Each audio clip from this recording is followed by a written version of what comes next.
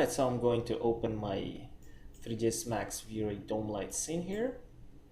And as you can see here, I've got 3 HDRIs that's been loaded. I'm gonna put it on the active shade mode and start my render.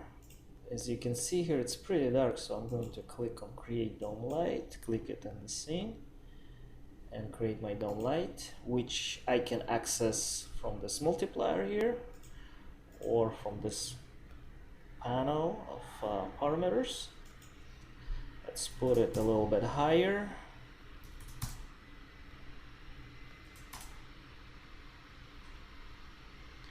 And as you see here, we can control the color or by the color or temperature.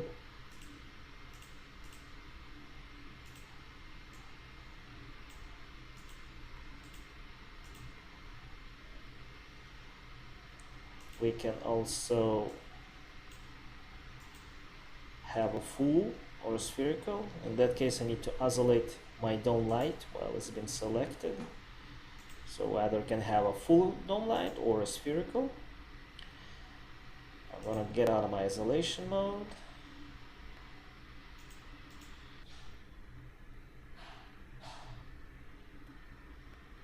And we can check Affect Alpha option. If we go to Alpha channel, we'll be able to see if we want to merge our HDRI with the render or separate it and get it with an alpha channel. Lock texture to icon.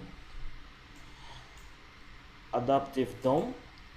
This is the new optimization that came out with V-Ray, and that actually renders 7 times faster. That's a very cool improvement that Chaos Group did to the V-Ray Next. We can cast and uncast shadows and remove from effect specular or reflections. Alright, now let's load our texture right here. Gonna drag and drop it.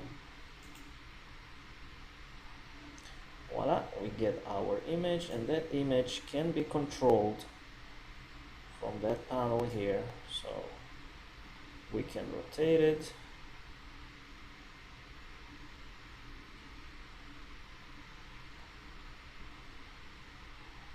You can see how interactive render works pretty fast.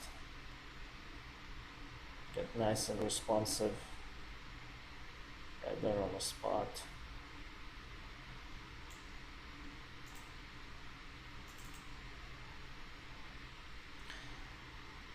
And we can control the overall multiplier.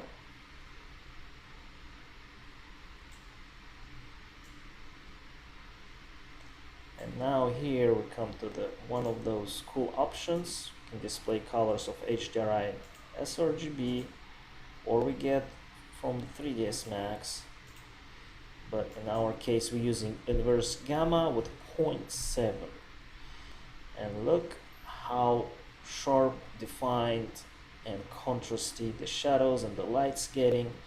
I really love this option. I think this is one of those keys to have successful, beautiful renders lit only by HDRI,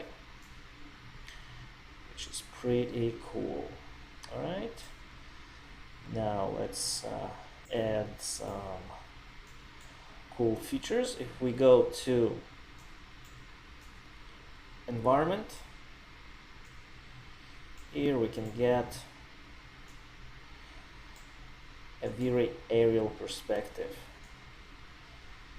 So if we click add, we can select it from here. This one been added, I just need to activate, and this option gives a nice cool fog effect.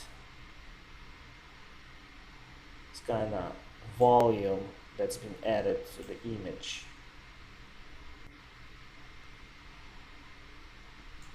You can see lower parameters are adding a little bit more.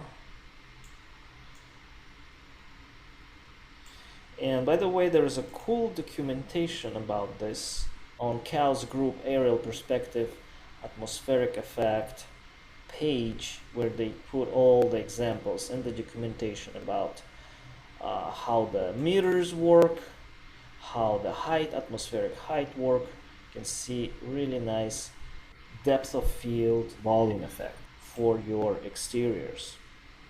All right, so this is how you guys use V-Ray dome light in order to get really nice sun into my face, like this one right here, but no, into your renders, and get a nice realistic effect of presence, the entire presence of this whole environment within your renders.